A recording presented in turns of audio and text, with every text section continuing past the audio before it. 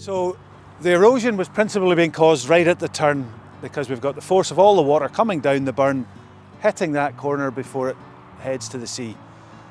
So we were losing about a metre a year.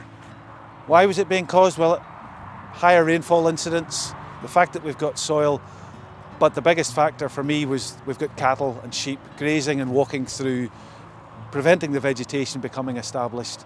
And once we had a small area exposed to the spate waters, it just got bigger and bigger. So for us to find the solution, if we didn't do something, it was literally going to punch straight through the sand dunes and onto the beach.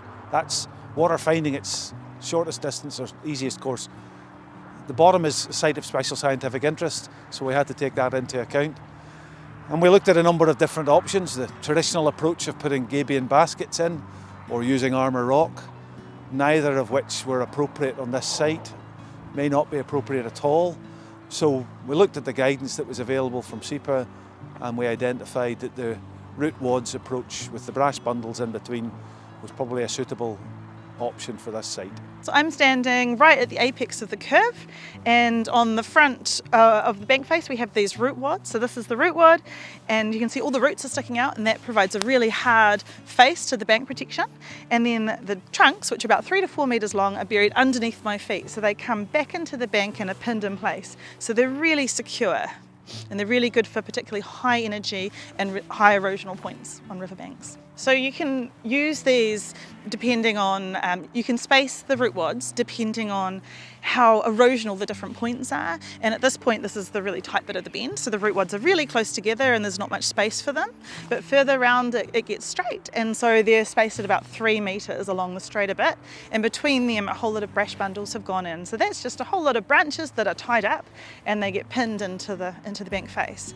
And then living willow's been put in, and you can see the willow has grown right up and provides a really strong long-term sort of structure that will hold this bank for a very long time to come. Why we picked this particular option, for me, having come from an extension services background, I was looking for an approach that any average farmer could take on his own land. He's likely to have trees that he could use for the root wads. He may have a digger, and if he doesn't, he'll find one from his neighbours.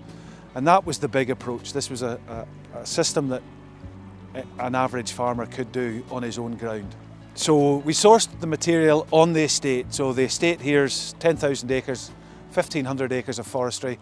The scale's irrelevant. You know, we needed 10 root wads and 20 brash bundles that came from within the estate itself, which made it more economically viable and actually more sustainable for this site. In terms of how long the process took, we decided that we try and get all the materials on site first.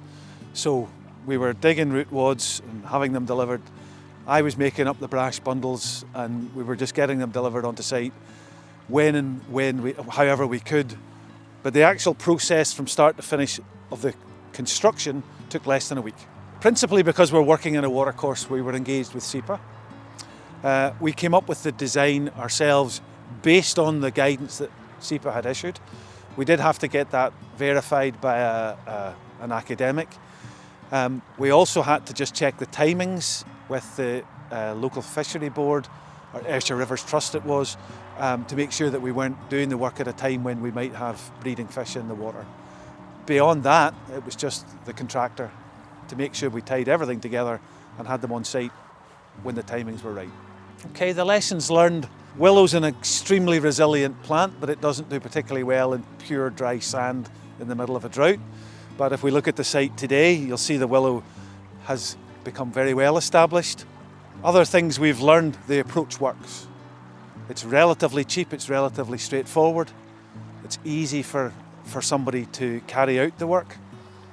And the benefit are, we've also, as part of this, fenced off the watercourse. So we're seeing a re-meandering of the watercourse. We're seeing deposits of silt material starting to happen along that. But most importantly, we've stopped the big erosion at the bottom end here before it discharges to the sea. Cost is obviously a factor in anything we do. We're running a business. So for us to adopt an approach and a strategy that we can do a lot of the work ourselves, we can find the materials on the estate ourselves, We hired in the contractors to carry out the physical excavation and installation works, but it was a relatively cheap overall option because it was quick. Materials were available on site. Not for everybody, you might be able to buy materials or you might have to buy materials, but it's still cheaper than putting gabion baskets or the other approaches, which are also much more intrusive and much more damaging on the bed of the watercourse as well. So next steps, when we've had the follow-on visits with SEPA, there is that suggestion that the watercourse is now changing in response to the work we've done. So to get ahead of those future changes, we've been moving and planting some of the willow, which of course you'll see is plentiful on site, and it's relatively easy to just take a willow stake and plant it. So we're trying to get ahead of it by moving the planting slightly further downstream, where we're now seeing the erosion reoccur, but nothing to the same extent as we've got here.